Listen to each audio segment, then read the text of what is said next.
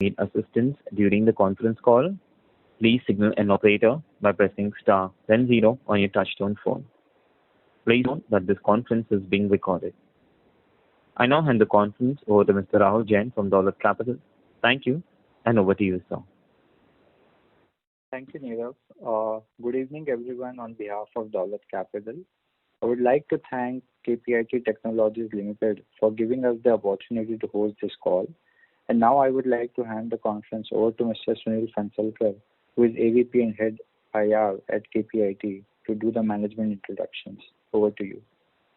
Thanks, Rahul. Good afternoon, everybody. A very warm welcome to all of you on the Q4 FY20 and FY20 earnings call of KPIT Technologies Limited.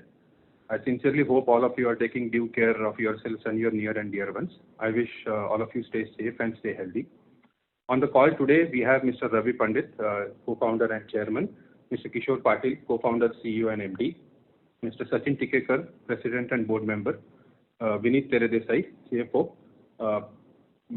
We also have Priya Hardikar on the call, who is senior vice president and head of finance, and yours truly from IR. As always, we'll have the opening remarks about the quarter and the year gone by, and the way we see in the foreseeable future by Mr. Ravi Pandit, and then we'll have it open for questions. So thank you once again for joining the call, and I will now hand this over to Mr. Pandit. Good evening, everyone, and welcome to our call.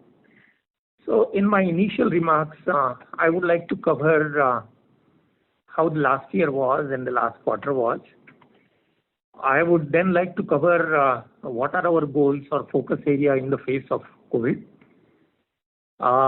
Then I would like to talk about how do we see the overall year, and this is what you probably might be keen to understand about, how do we look at revenues during the coming year.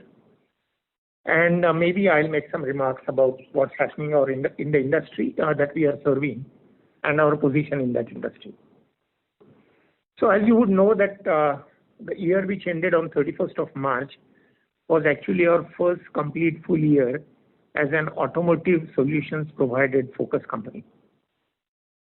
And this was a good year. We had a revenue growth of over 14% on constant currency terms. It was an industry leading growth. The EBITDA growth was much higher than revenue growth, which was at 35%. Our margin also increased from 11.5% to about 13.7%. And the PAT growth was also correspondingly quite good. As regards Q1, our revenue on over Q3 growth was 1%, year on year was 11.5%.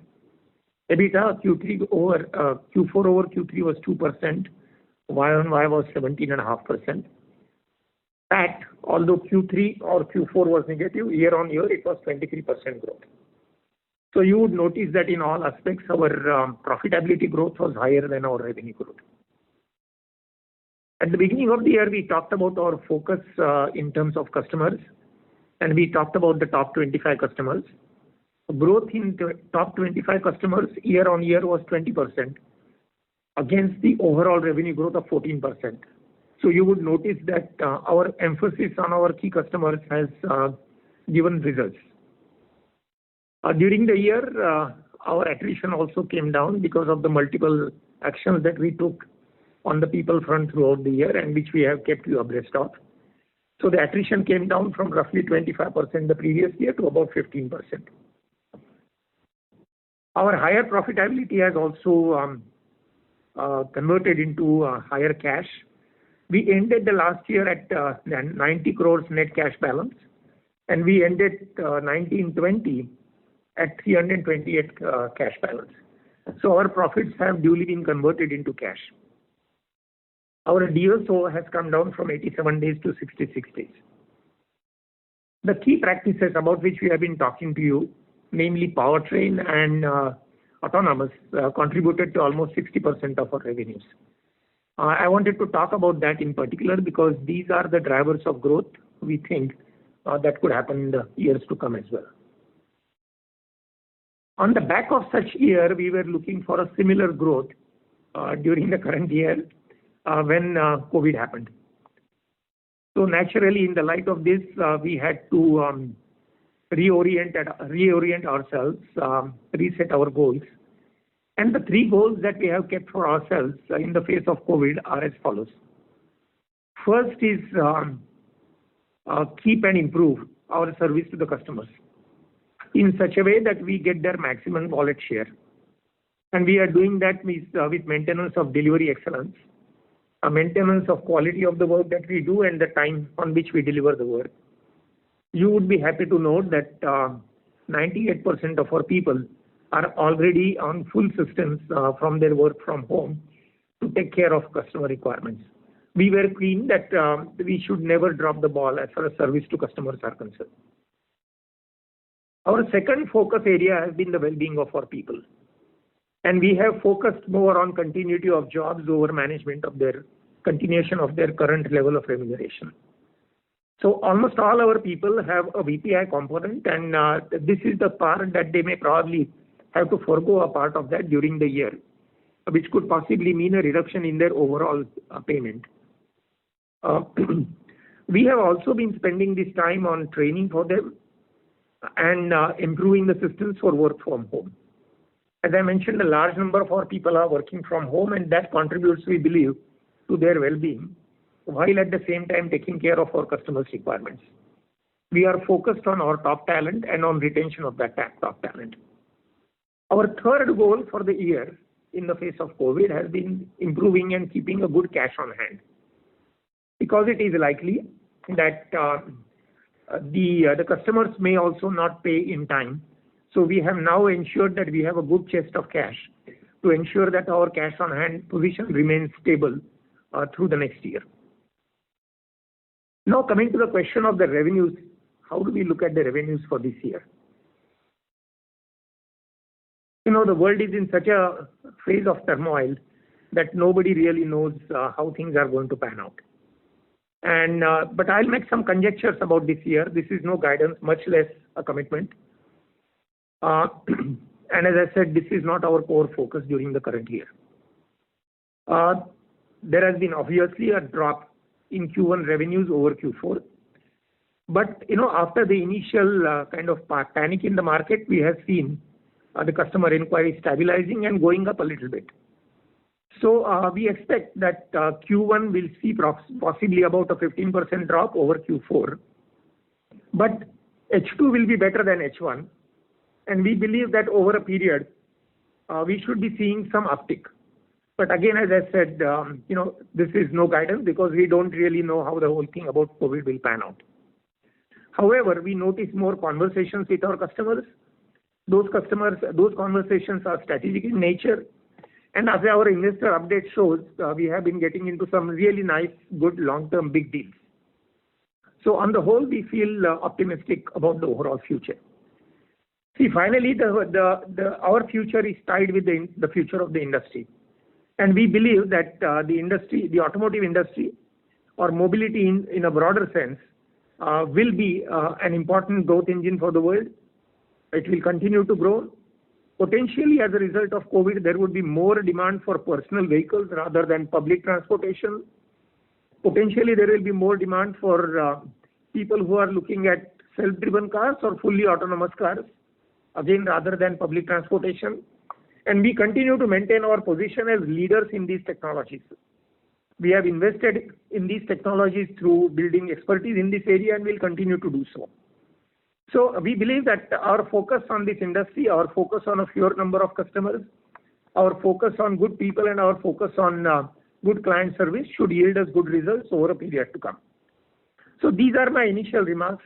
Should you have any questions, we shall be most happy to take them. Thank you. Thank you very much. We will now begin the question and answer session. Anyone who wishes to ask a question, you may press star and 1 on your touchtone telephone. If you wish to remove yourself from the question queue, you may press star and 2. Participants are requested to use handset while asking a question. Ladies and gentlemen, we'll wait for a moment while the question queue assembles. The first question is from the line of Mohit Jain from Anand Rathi. Please go ahead. Hi, sir. First is on the 15% drop that you are anticipating in Q1. So this will be largely volume-driven drop, or do you think there is substantial part which will come from price reductions for the year? So this is largely a volume-driven part of the. So specifically in US and UK, we have seen the customers have reacted very quickly, and this has been quickly stopping certain kind of programs or projects, which I guess most of them we work on are in terms of a platform or production programs. So at some point of time they will come back, but we don't know. So right now what we have seen is largely the volume-based degrowth. And second, sir, I missed your initial remark on the cost containment measures. So you were talking about take home will be less. What will be the quantum of that, and for what duration is it effective? What we have done basically, there are three things we have done. One is we see that in the first part we have done is basically we are looking at consolidating the facilities which we have. As work from home, as Mr. Pandit mentioned, 98%. That basically has worked very well. We have watched our productivity well, and we believe we can improve that going forward. So overall, we believe that work from home will become more normal. So we have started consolidating facilities. So in India, we already have taken steps to reduce at least 3 facilities, and in Germany we have taken steps to reduce 2 facilities. So that is the first kind of a thing. The second, of course, is the discretionary spends. That is the second thing, and the third is on the compensation part. What we have done is we have converted some part of the salary. It is lower at the lower grade, going high at the higher rate, into a variable component. And what we have told is we will take a call on this VPI payment. Generally, we do twice a year. Instead of that, so first the component of the VPI has increased, and the second we have said that we'll take a view at the end of the year, depending upon the overall yearly performance rather than a half-yearly performance. So that is basically the step we have taken. So the payout will be at the end of 12 months, but you will provide for in the P&L on a quarterly basis. Yes, as in line with the performance of the quarter. Right. So what is this percentage, sir? Variable versus total? Like how much was it now? It varies. Roughly we have increased 10-15% additional to what it was earlier. So that's how it is. So of the total compensation, around 15% is the variable. No. I won't go into detail. I mentioned that we have increased by about 10-15% overall, about what the VPI percentage was earlier. Okay, sir. Lastly, on this pledge thing that you have, so if you could help us understand what is this primary collateral and what is the plan to repay, because it's currently at 100% of your stake. So how should we look at it? So I think the basic point of it was a short point we are trying to make, and we will not go into details because actually it is not very normal to talk about this in case of a company, but still. The 2 short points we wanted to make is our main promoter company, which is a Proficient, where all our promoters are part, including myself, who are a part of that. Our main promoter company is free of any pledge, which is owning more than 33%. So that is a first short point we wanted to make. The second point we wanted to make was the second one, the second point we wanted to make is all this has happened because we have bought in additional shares. That is the second part we wanted to convey, and there is no other reason why we have purchased that. And the third thing, even in the personal case, the way we have this is not against loan against shares. So this is a collateral against shares. I think this is what we wanted to make a statement. I don't think we can go beyond that. So as per the current setup, you do not foresee any situation wherein... That's exactly the point we wanted to say. Okay. Thank you, sir. That's all from my side. Thank you. Thank you. Next question is from the line of HR Gala from Finvest Advisors. Please go ahead. Yeah, hello. Thank you for these good results, and your initial remarks are also very encouraging. I just wanted to know that, over a period of longer time, maybe 4 or 5 years, will we still remain in the auto vertical, or do we have plans to get into some other verticals also? That is my first question. Second question is, if you can just throw light on some of the deals which you have mentioned. You have just quantified one deal, 50 million, 5 years from a European automaker's electrification program, but there are still some more. So, what kind of revenue visibility do they provide in FY21, subject to, of course, COVID development, and next few years? So, First question, vertical. 4, 5 years. Yes.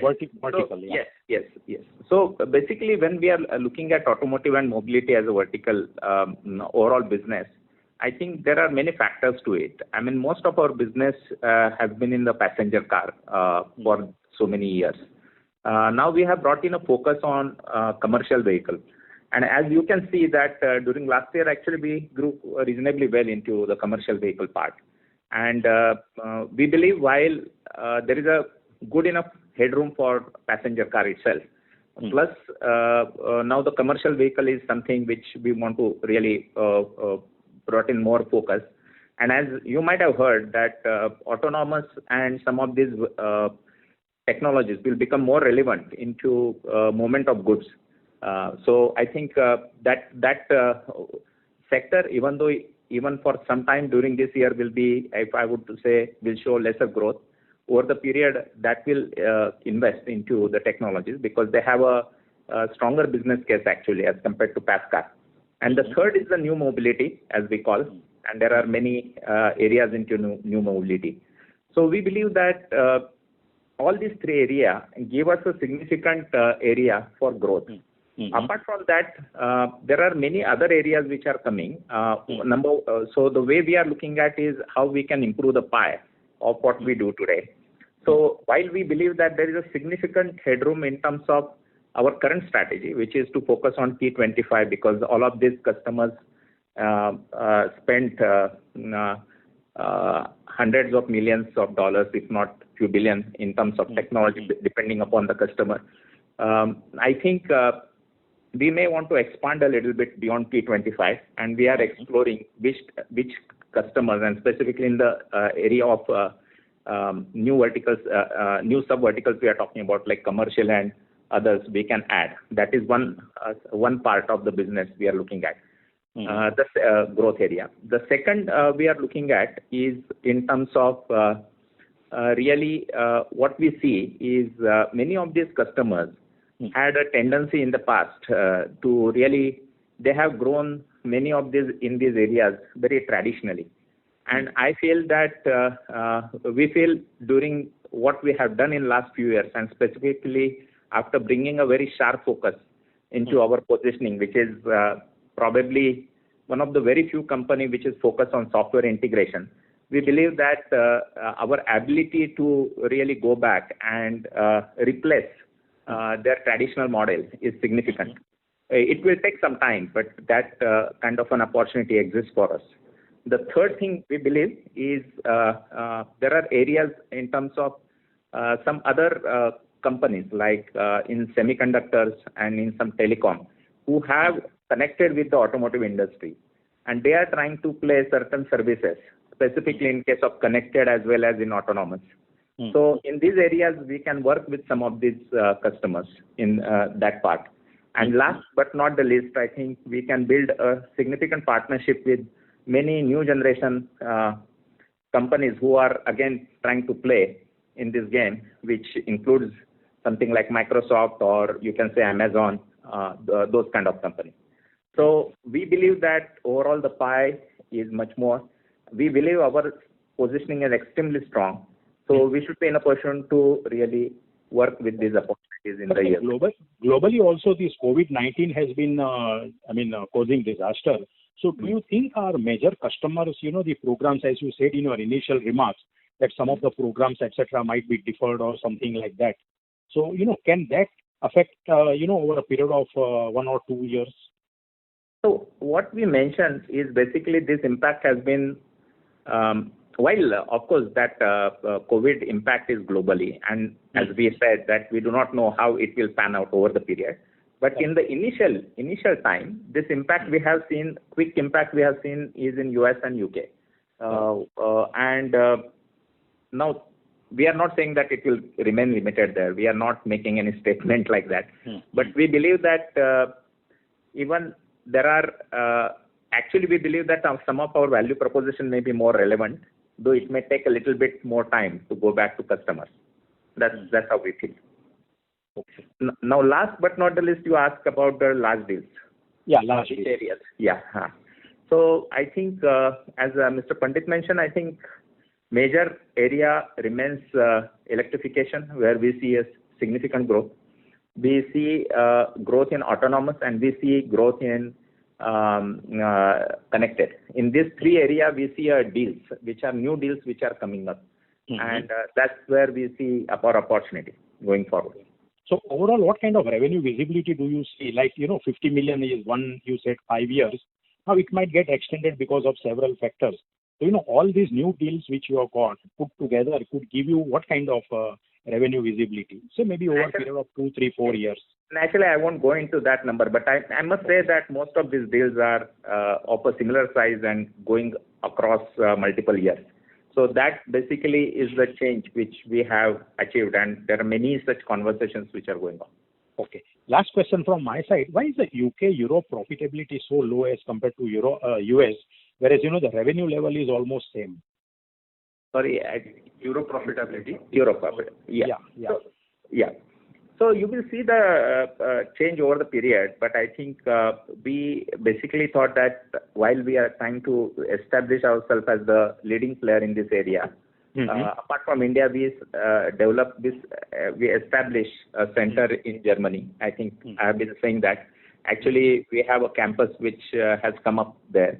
And we believe that allows us to really build a very key skills and domain knowledge, which is difficult to build otherwise.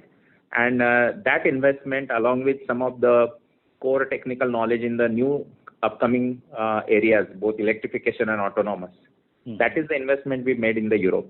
That's why that profitability looks less, but it is something which you will see a difference going forward. Okay. And just the last question from my side, if you can just permit me.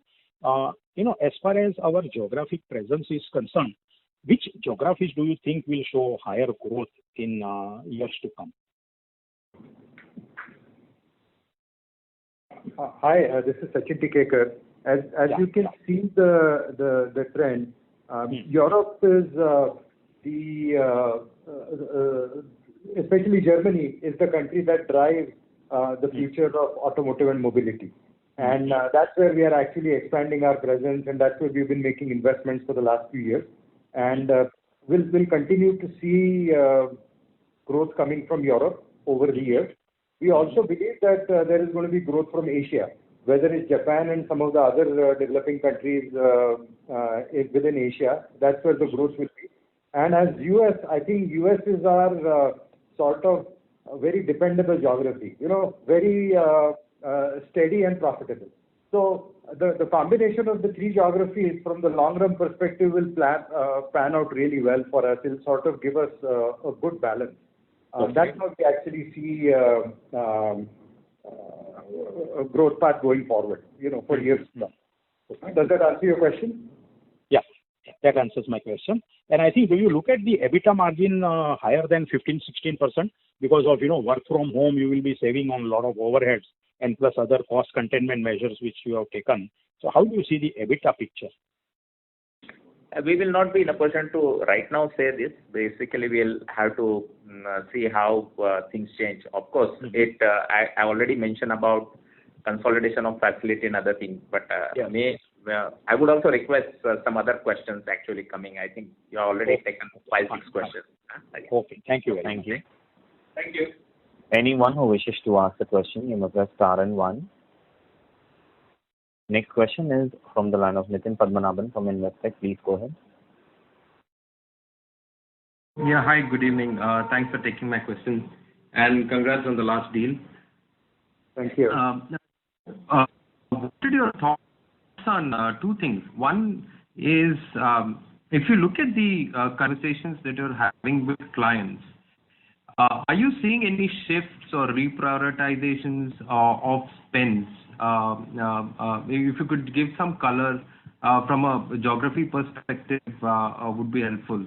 Or do you think that, post, once we come out maybe 3-6 months down the line, you could actually see some shifts, or if we haven't seen it yet?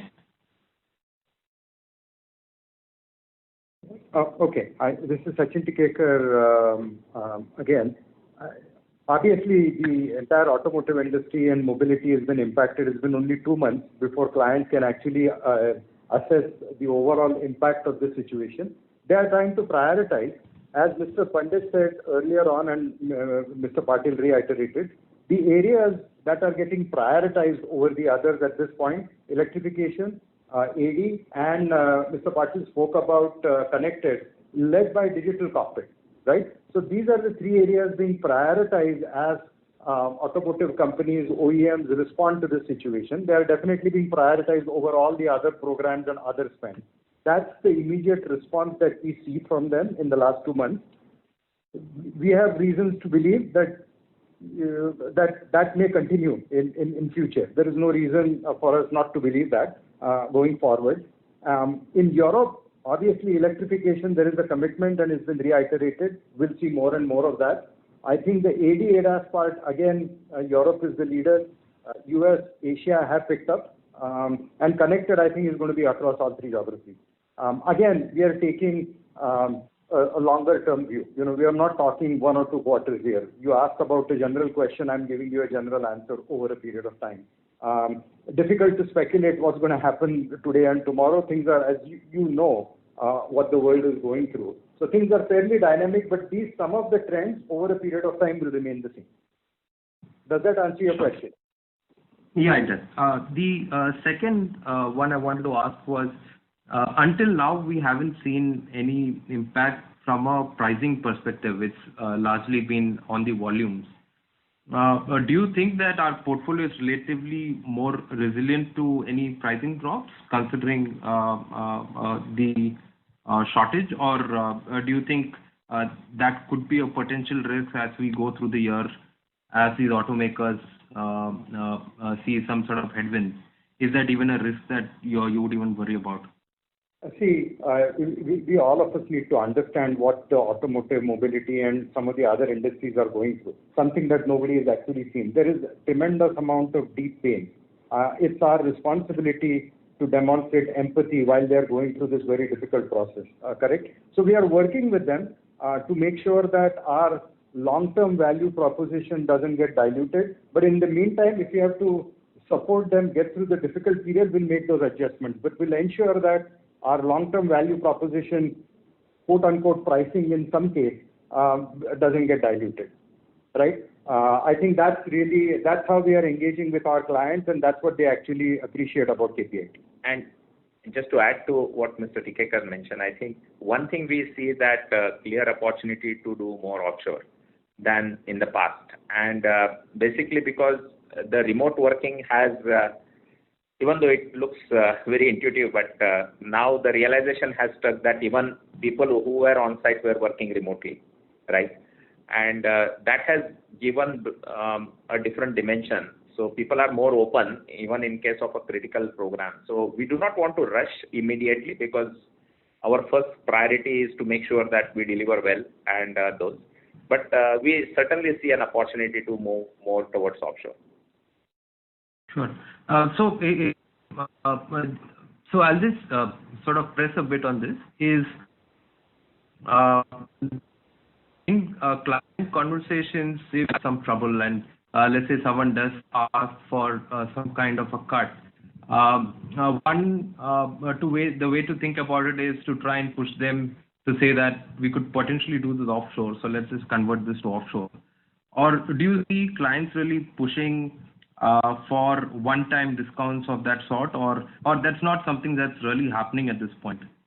Just your thoughts Yeah, that's all. Right now, I think the focus is on doing more with less, and I think our ability to do things for them globally, there is enough on the table that can be delivered through our global centers that can create more value for them, for the money that they're already spending. And that's how, those are the constructive conversations that we are having with the clients.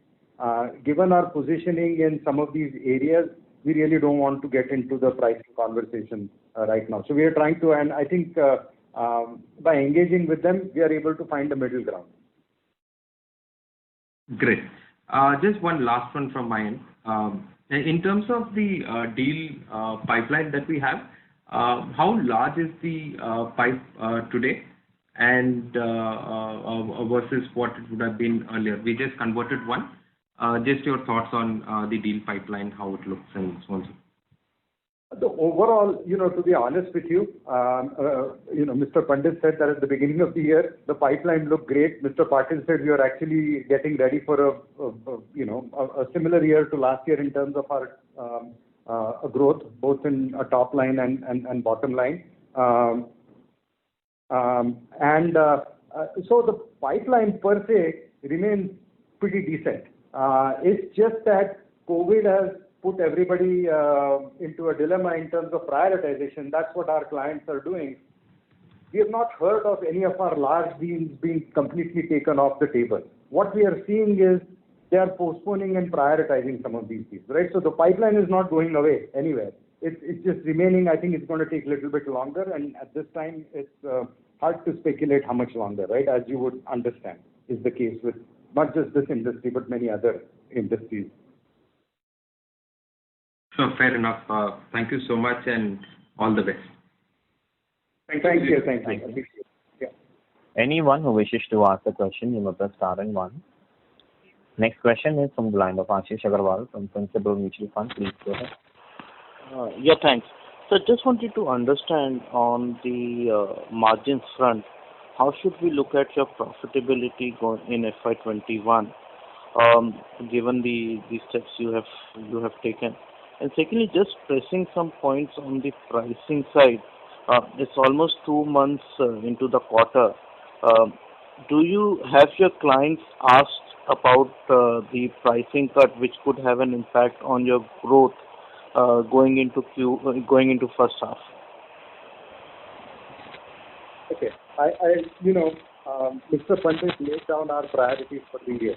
Number one, engage very deeply with our clients, create more value for them, and deliver excellence. That is our number one goal for the year. Take care of our employees, make sure our top key employees remain committed, and remain very, very liquid, not only for the short run, but in the long run. That's our focus. So that's the answer to the question about the margins. We will not say anything more than that on the margin part. What was the second question? My question was on the pricing side. Has the clients asked for it till now, or you believe they will? I asked this question twice before. Right? I think there are conversations about creating more value, doing more with less. We are not entertaining any discount or pricing conversations at this point in time. Okay. And lastly, on the one thing which we mentioned was that there might be a higher credit period being asked by the clients and everything. We have done a good work reducing our debtor days to 63 days. How much more increase that could happen going into first half because of client asking of more credit period? See, again, it's all going to be depending upon the revenue that will get locked. As you know, the DSO is dependent on the revenue that is factored in and the cash collection that happens in. At this point of time, putting a number is not correct. We will, as Mr.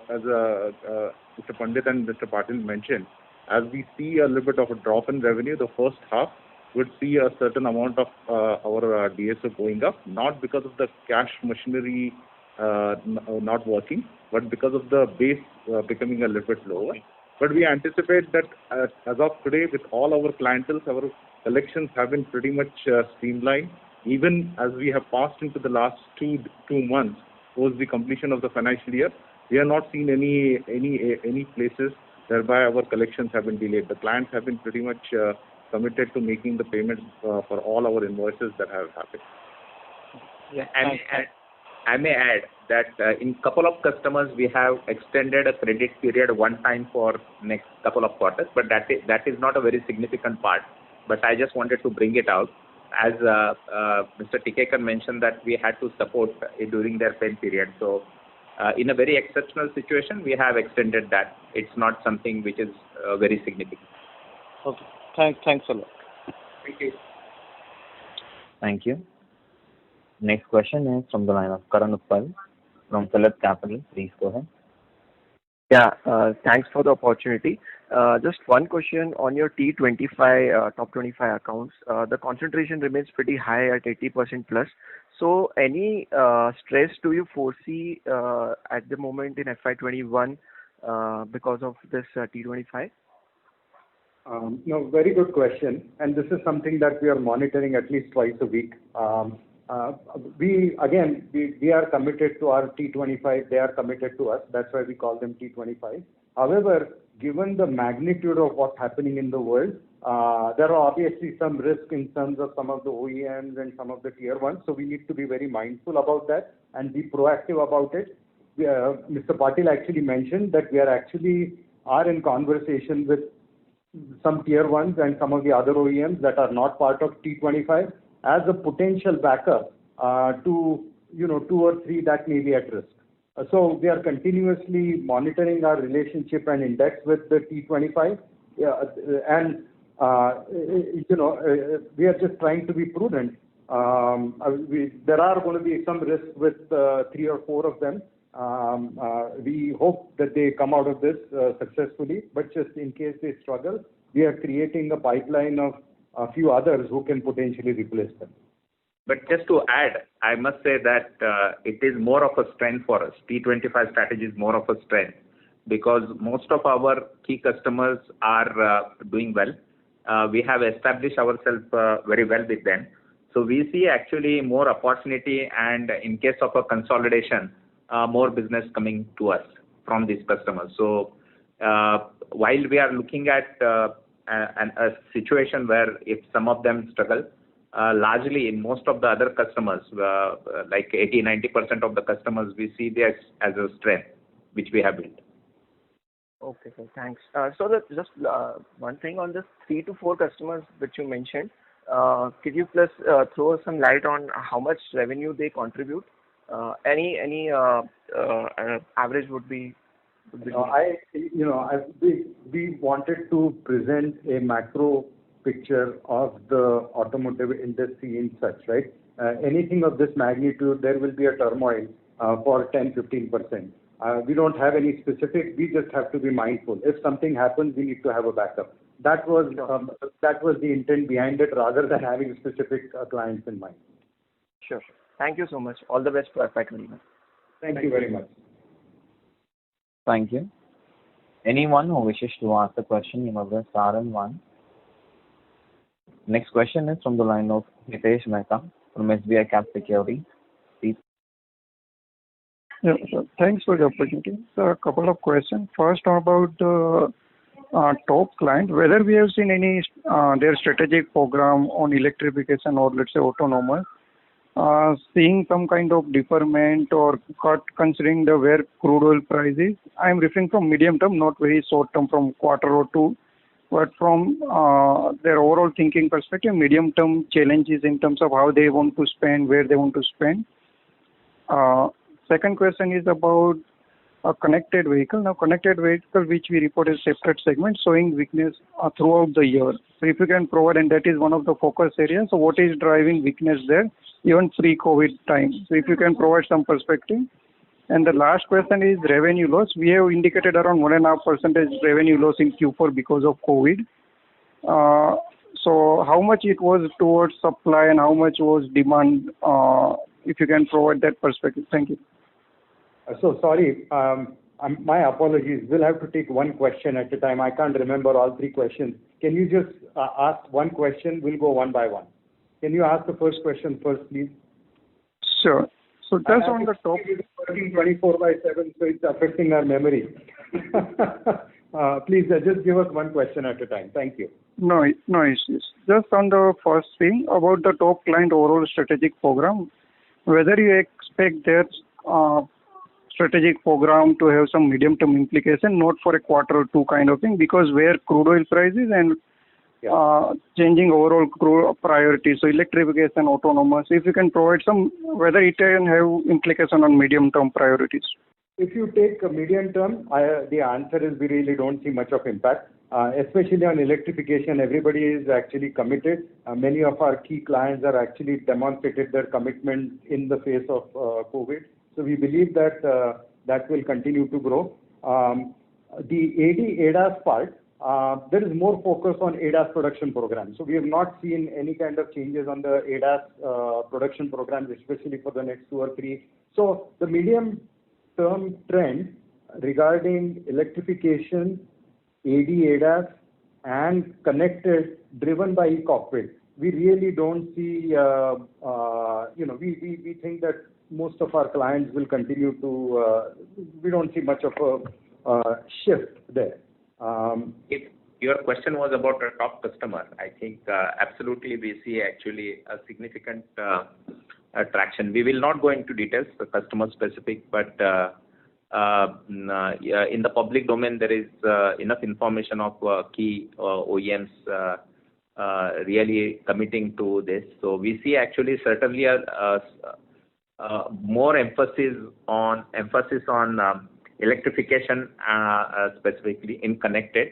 In autonomous, as Mr. Tikekar mentions, ADAS is what they are focusing on. Some of the AD programs are a little bit spaced out. That is the only thing in case of our key customers. Understand. The second question was about connected vehicle. Connected vehicle, the segment which we report, is showing weakness throughout FY20, even pre-COVID. So if you can provide some perspective, what is driving weakness there? No, I think it's a fair point. Year on year, you have to remember that we probably had the highest growth from the previous year to last year in connected. There were 2 really large programs that were one-time programs that got over. We believe that there is also a shift from traditional infotainment and clusters to e-cockpit, and those programs are getting rolled out now. We are engaging very deeply with our key OEM clients as well as tier ones to drive. We believe that we'll see growth coming back over a period of time, driven by e-cockpit or digital cockpit, right? So it was a one time, and if it was not for COVID, we were actually getting ready for growth. So again, mid to long term, we are putting our bets on connected. The other thing I may just mention is these are also very large program and long-term program. It takes some time for the closure. So it may take some time, but absolutely this is an area of focus, and this will get prioritized by our customers.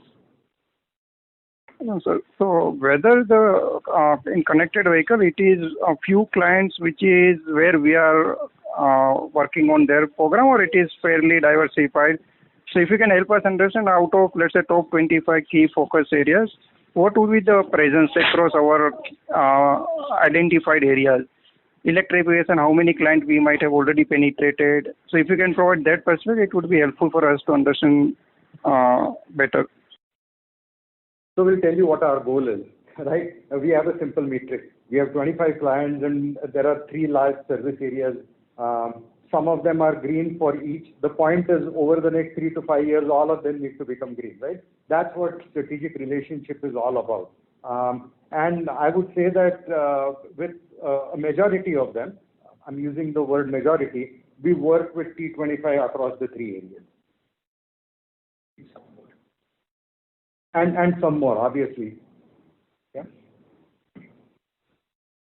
Okay. And the last question was about revenue loss of 1.5% in Q4, which we indicated. How much was supply and how much was demand-led factor? So if I understand your question correctly, when abruptly across countries, across continents, there are lockdowns announced, there is a disruption, and this loss of revenue is only because of the disruptions that happened because of the sudden closure of geographies one by one. Even though we have comparatively small presence in China. China was in complete lockdown for the entire quarter. And for 15 days, most of the world actually that is relevant to us went to the lockdown. It was due to that. Does that answer your question? Yeah, so broadly, you are indicating it is largely supply. Demand is likely to play out from Q1 onwards. Yes. Understood. Thanks. See, in my initial comment, I talked about 15% drop in revenue that could happen over period. Thank you, sir. Thank you. A reminder to all the participants, you may press star and 1 to ask a question. Next question is from the line of Ashish Cholia from Lucky Investment Managers. Please go ahead. Yeah, good afternoon, gentlemen. My question is basically pertaining to our EBITDA margins, which we were envisaging before this COVID thing came along. Could you give us any sense on what was the EBITDA margin that you would have thought we could have done in 2-3 years before this COVID thing came along? Yeah. So I think we had mentioned that before the COVID, we had talked about somewhere between 16 to 18% in 3 years. This is what we had mentioned, and we would have gone with that. Okay. So any changes in the pricing, etc., currently, which can, 1 year we may get obstructed by a lower capacity utilization, but the next year and the year after that, can we I don't say cover up the ground? Otherwise, no fundamentals are changed. But this year's disruption, we cannot really. Sure. Assuming that this COVID thing passes away and things get back to normal, we can hope to get back to our that kind of a margin trajectory. Yes. Yes. Right. Thank you very much, and all the very best. Thank you. Thank you. Thank you. Anyone who wishes to ask a question, you may press star and 1. Next question is from the line of Rahul Jain from Dolat Capital. Please go ahead. Yeah, hi. So my first question is, what are the key changes in industry trend that you may see post-COVID kind of environment, given your current conversation with them and also from your experience from previous cycle, such as maybe industry consolidation risk and pain in the shared mobility trends probably, or more investment in the autonomous. Do we see some major changes or risk as such on these factors? I think Mr. Pandit covered some of this in his initial remarks. So one is, and again, early days, but we believe that electrification across will be key because it's good for the environment. People have made commitments to it. I think it will continue. Autonomous, I think, may get accelerated a little bit more because people would want individual mobility rather than shared mobility in the immediate future, especially against the public transportation. So we'll see that. We believe that there'll be more small cars. Maybe in developing countries, the two-wheeler sale may go up, especially electric two-wheelers and so forth. These trends are very obvious. And from connected perspective, whether it's connectivity inside the car, inside the vehicle or outside the vehicle, e-cockpit and all the other connected services, that trend again is not going to get reversed. So as things come back, I think these three trends will continue to be there in a different form because of what we are going through at this point in time. One small addition, if I may do, but in the short term, we may see a reverse trend for shared mobility that may get impacted for some time. Yes, and shared mobility has two aspects. It's the mobility of people, which Mr. Patil is referring to, where there could be a little bit of a fear, right? But when it comes to shared mobility, where movement of goods is concerned, we believe that that's going to pick up. So fleets, from our commercial vehicles perspective and so forth, will see an immediate demand. You already seen the stock of e-commerce companies actually doing really well, and they depend heavily on commercial vehicles. So that's another trend that we'll see. Right, and only on the consolidation part. So maybe from the previous cycle reference also, where we have seen some consolidation or shared development kind of a program which the auto companies are following. What are the risks or what are the opportunities we would like to highlight? Do that mean lower business if some of these T25 customers collaborate better, more? Is this a positive, negative, or difficult to quantify? I think we look at it as an opportunity. I think this may happen specifically in the area where there are little bit more uncertainty and there is a more lesser standardization as of now, like in autonomous, and there are already 3-4 such platforms which are being developed. In other cases, it is actually most of the OEMs wants to own software, so that in that sense, the sharing will happen at component level more on the manufacturing side, hardware side, lesser on the software side in most of the other domains other than autonomous. So largely we see either of the way, we see a bigger role to play for us because we are playing closely with the ecosystem, both with the OEMs and the tier 1. So we see as a good opportunity because we are already part of certain platforms development. As you are aware, we have made few announcements in the past. As well as in other cases, wherever the standardization is happening, again, we have been playing a good role for last 10 years. So we see this as more as an opportunity because even in case where the platforms are developed, there is a huge amount of work which is done in terms of integration for individual company.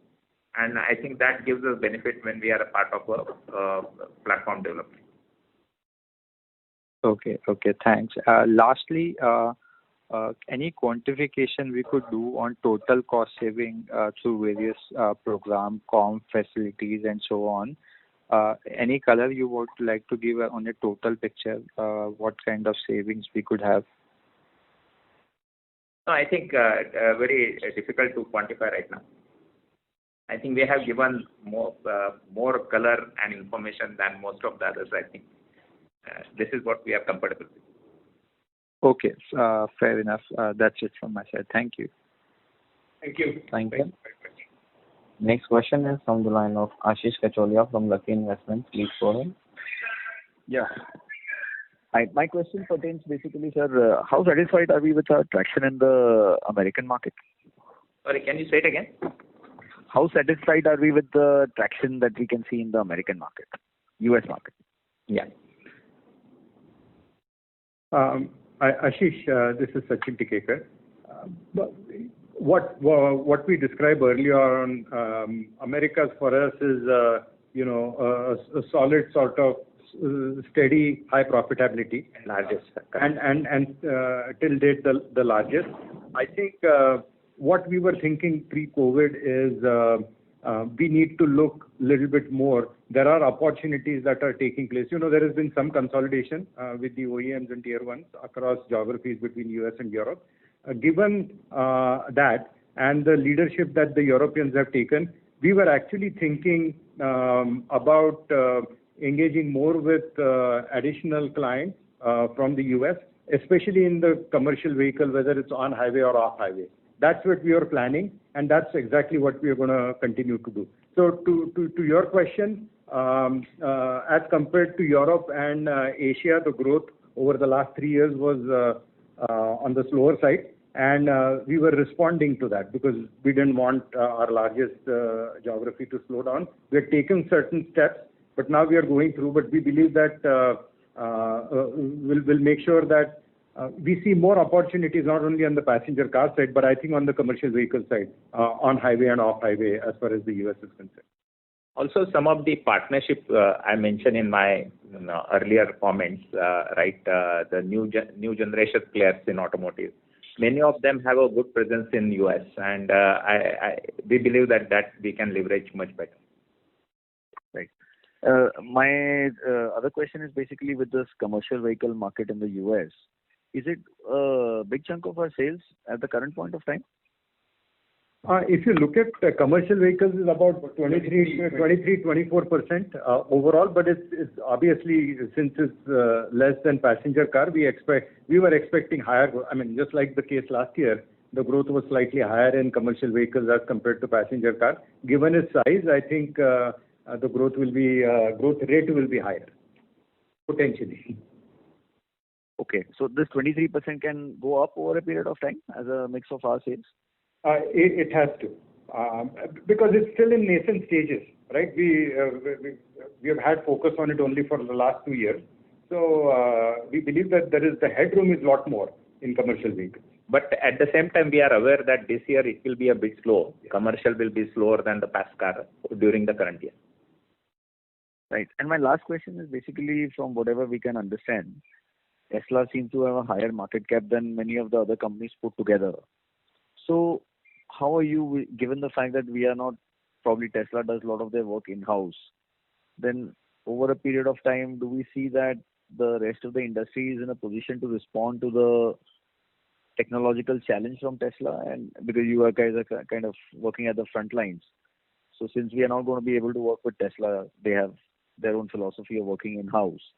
So how are you seeing the preparedness of the rest of the industry to kind of compete with them in actual product and delivery terms? Tesla is a mystery to many, right? But it is what it is. I think they have taken the lead. They have taken some bold steps, and the market has responded really well. They do work, most of the work in-house, as we believe that, as in case of any large OEM, as you become truly global and large, you need to seek partnerships outside. It's not a scalable model what they have. So we believe that they'll open up. There are, we have two actually tier ones who are our clients and who happen to work very closely in a strategic manner with Tesla. So we believe that there may be opportunities in future for us to work directly or indirectly for Tesla. Point number one. Point number two, all the OEMs, the Europeans and the US and some of the Japanese ones, obviously they're responding very well to where Tesla is going. And for their programs, whether it's electrification or connected, where they have a little bit of a head start over some of the other OEMs, those are the programs that we are actually working on as far as the other OEMs are concerned. And we believe that there are two things.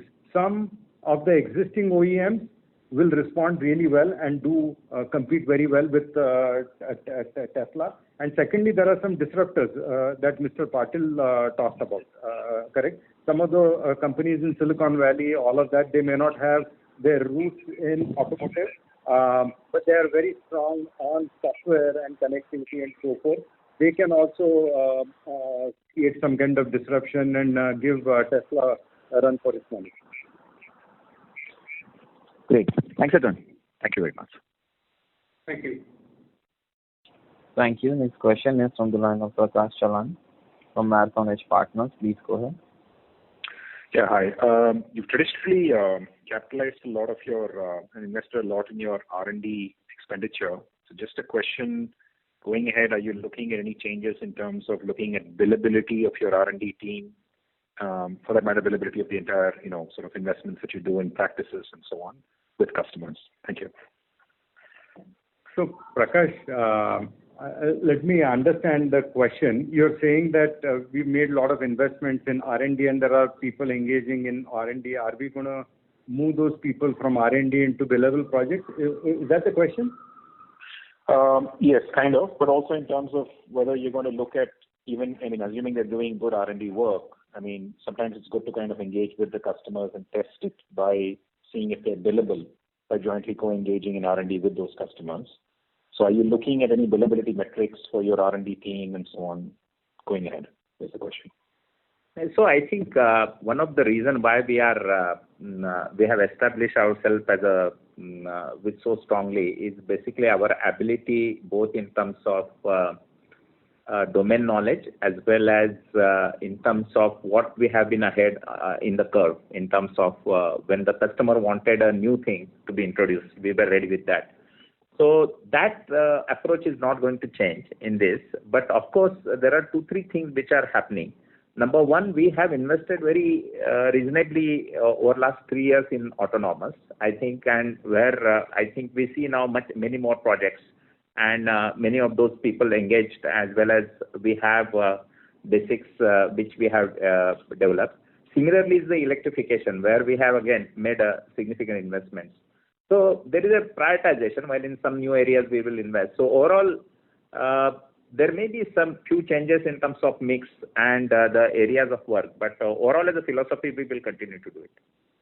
and we will see whether we can do something which we have done in the past. Some of the larger programs, whether we can do something along with some customers. But nevertheless, we will continue to do investments into, or I would say, work in terms of new areas. Okay. Thank you so much. And your large new win, congratulations on that. Could you give us some color on how much of that you would see as impact in this year? It's a $50 million win. Could you give us some sense of the ramp up and so on? That's my last question. Thank you. So, Prakash, again, the question is the win that we talked about of 50 million, you are saying how much of that will lead to revenues during the current year? Is that the question? That's correct. And how it will play out over the next few years? I think we will start the transition in a month or so. I think so. We will see some revenue in the H2 part. All right. Great. Thank you so much, Kishore, Sachin. Thank you. Thank you. Thank you. Next question is from the line of Ankit Agarwal from Yellowstone. Please go ahead.